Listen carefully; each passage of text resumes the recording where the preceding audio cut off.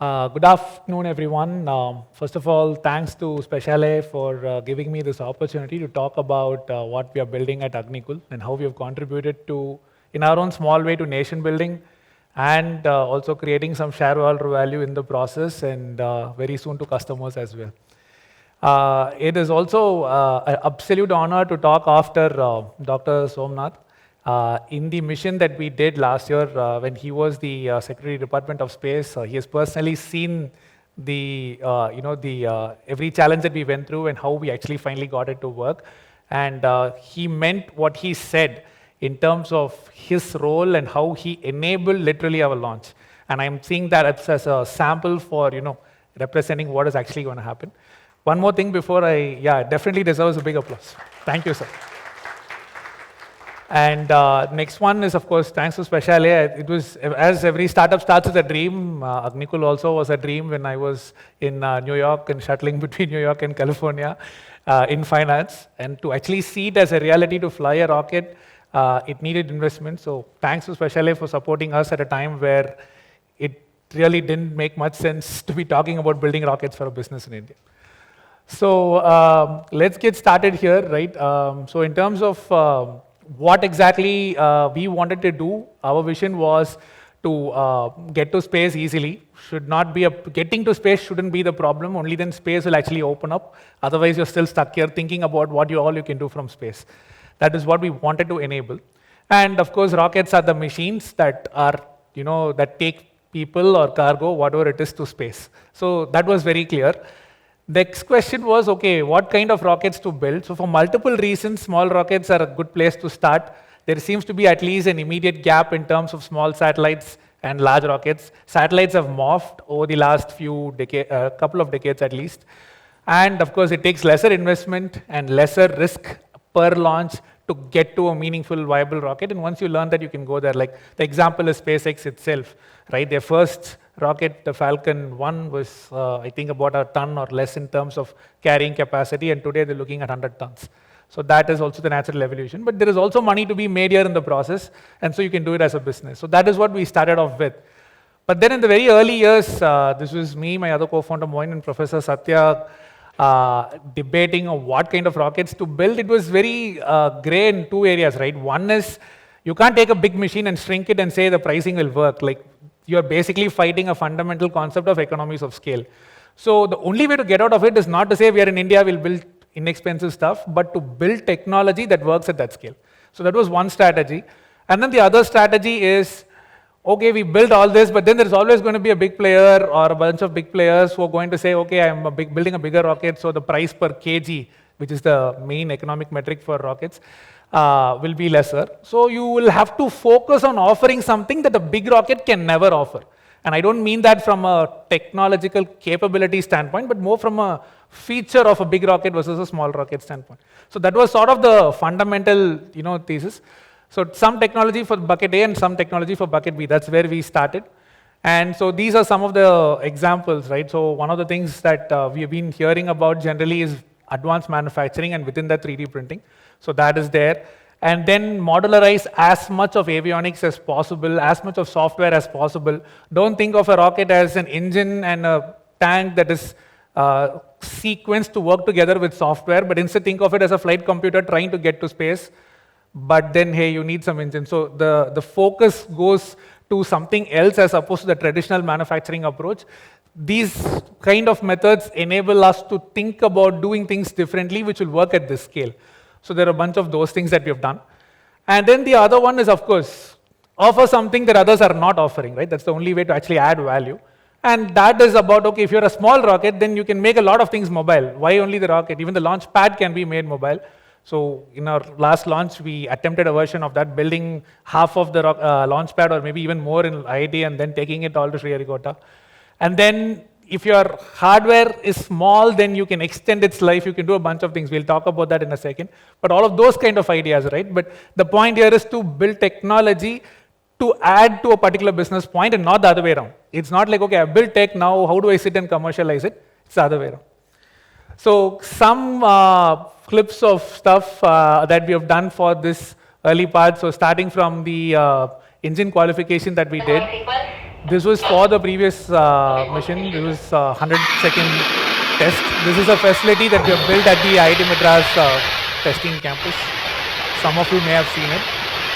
And beyond this, there are other engine testing facilities we have. There's also a lot of, when you look at a commercial operational launch, you also need to do a lot of work in terms of the control systems, in guiding a rocket to where it has to go. So in that context as well, we have done a bunch of work, both from without firing, the cold flow standpoint and the hot fire standpoint. So these are some of the videos of that as well.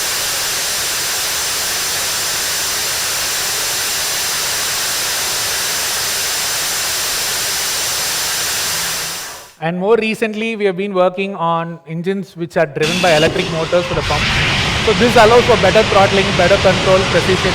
You are able to make the engine react to things faster. So this is one of those tests that we did there. So these are all different test facilities that we have built ground up from scratch at IIT Madras Tayur campus. So now all of that together can end up in a rocket, and this is what we think will be the next set of solutions that we'll get in this rocket. Vehicle that is having a carrying capacity up to about half a ton. And then there is also other features like trying to keep the cost the same irrespective of what is the satellite mass you're carrying. So this is one of the things where a big rocket may not be able to offer that. You need a minimum viable mass to make that flight viable. And try to keep the whole thing mobile and try to also save as much as hardware as possible. So this is how those technologies are adding up to what we are building. And if you now look at it from a customer standpoint, right, then you can see that if it's a big rocket versus a small rocket for a customer, basically a rocket is a transportation system. So any transportation problem is only a 3-variable problem, at least at a first cut. One, you will have to charge less, or at least what is the right price for the ride. How much you have to wait to get a ride. This applies for Uber, Ola, anyone, right? And the last part is, are you actually doing point-to-point, or is there some last-mile connectivity issue? Do you need to go to some place to launch, or do you need to be taken from one point to another point in space and so on? And rockets particularly, because the way they work, you can't easily change your destination if you're going towards one destination after you get there. So these kind of things are problematic with bigger rockets today, and so that is what we wanted to hit hard on, right? Say, okay, can we make it really configurable? Can we sort of have the backbone architecture the same, but modify the rocket for a mission? So that will be in terms of these three, again, business objectives, right? Quick timelines, right pricing, and point-to-point, both in terms of liftoff and in terms of where you're heading to. So that is how we want our customers to experience the small rocket business. So all of the tech is fine. So we put most of this tech in our launch that we did last year. I think I got a chance to play a part of the video last year, but just a few seconds of it always gives me lots more inspiration when I see this video as well. But I think that was an interesting stepping stone for us, because we literally put all the tech that we had to develop for the operational vehicle at a different scale and actually test flew it. So that aspect of it actually helped. So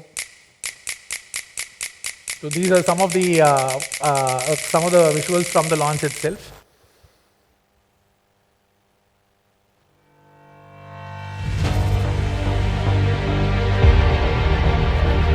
I think in the interest of time,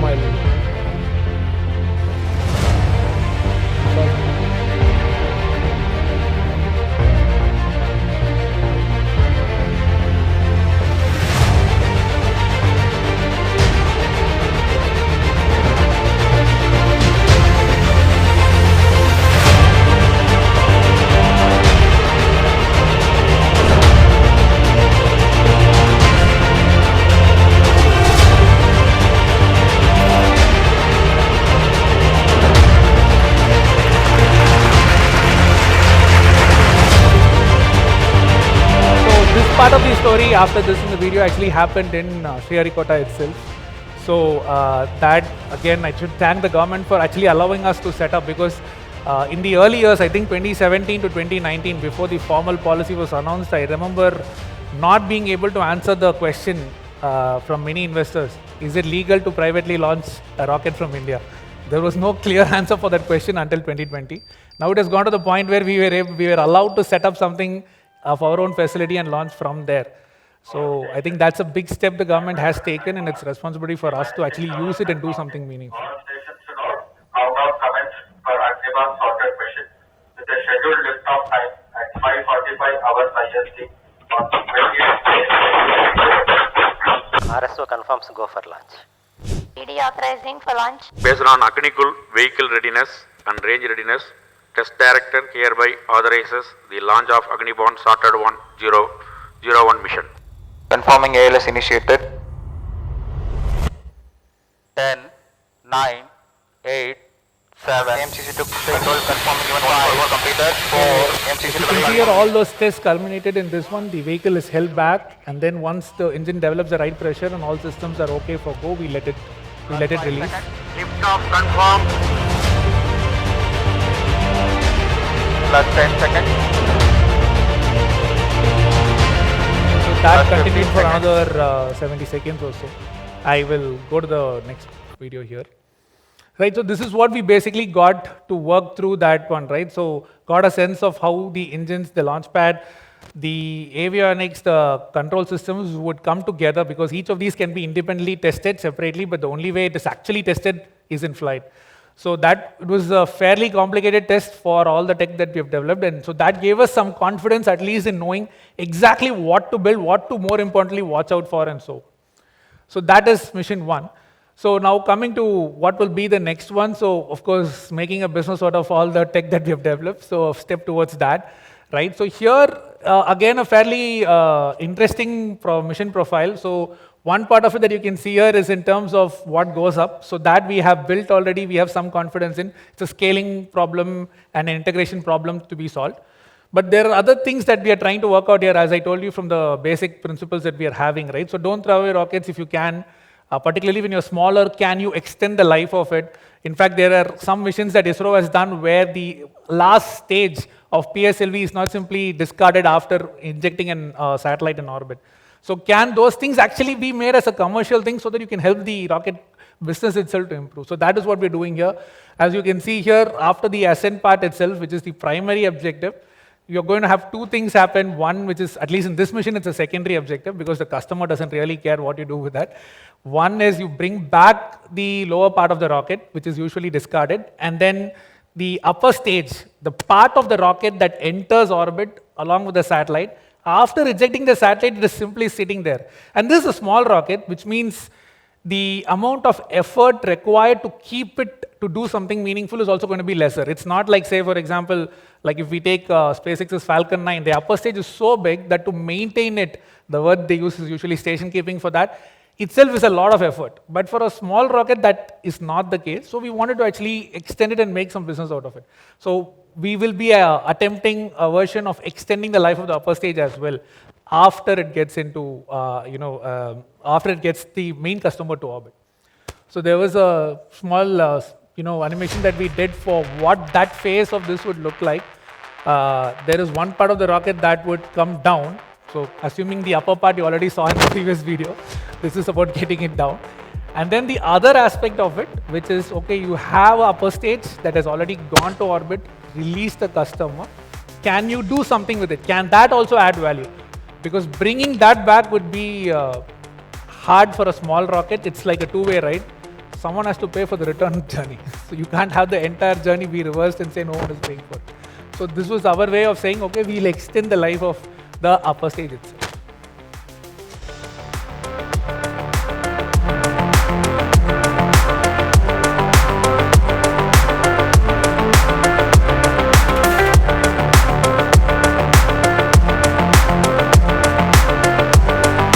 So I think that is the idea, right? No part of the rocket is fully wasted. You at least do something with it so that it actually makes easier business case going ahead.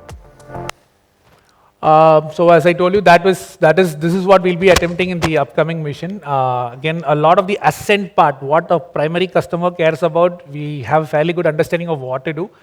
In the second half of the story of recovery, I think it is going to be the first time, so it will be a test for us from that standpoint as well.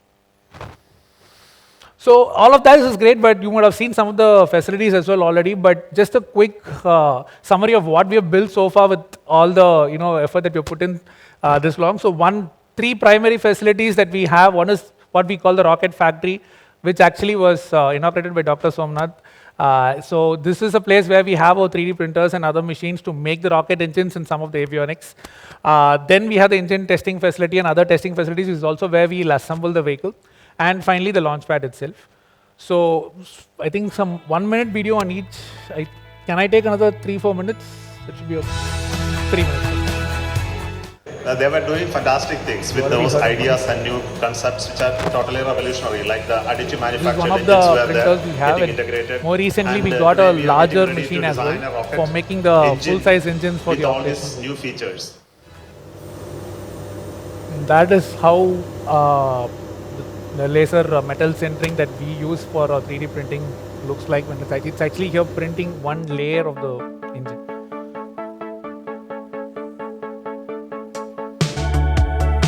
This is the bigger printer. So this part of the unit was inaugurated by the current chair.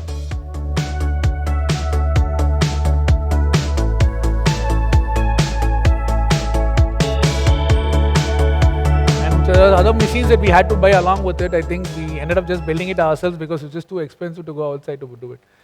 And this is the Tayur facility. You can see a drone shot view of all the blue sheds are different testing facilities for engines or pumps or tanks and all that. And some of the some inside views are also here.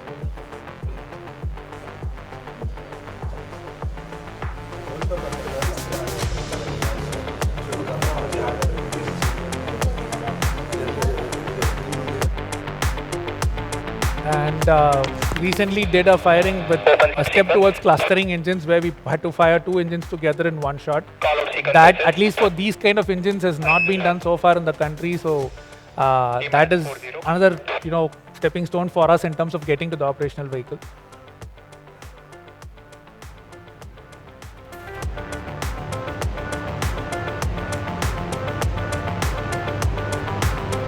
You can see a lot of the mission control room based on containers. That's how we've always operated. It also fits with the whole mobile launchpad aspect. You can go anywhere and launch if you have the permission.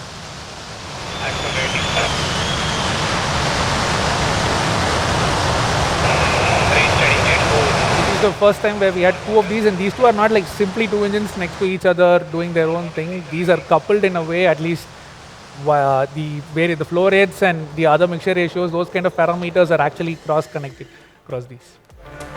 This is the seating space where we work out of. We call it the open workspace. This is also in Tayur. And the place where we'll be assembling. So these are some of the tanks, one of the models as well. The rockets are here.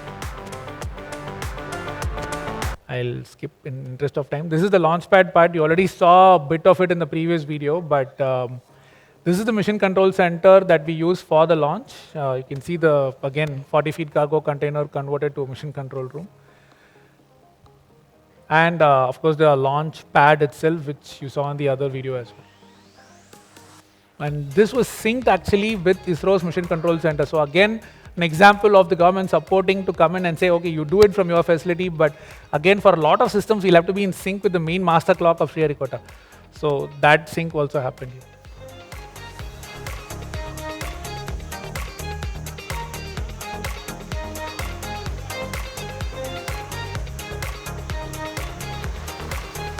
So that was that. And so those are the facilities. So the future, just to wrap up, I think we are sitting on a couple of things very interestingly given our positioning, right? One is the tech we have built, what we have proven so far, and what is yet to be proven.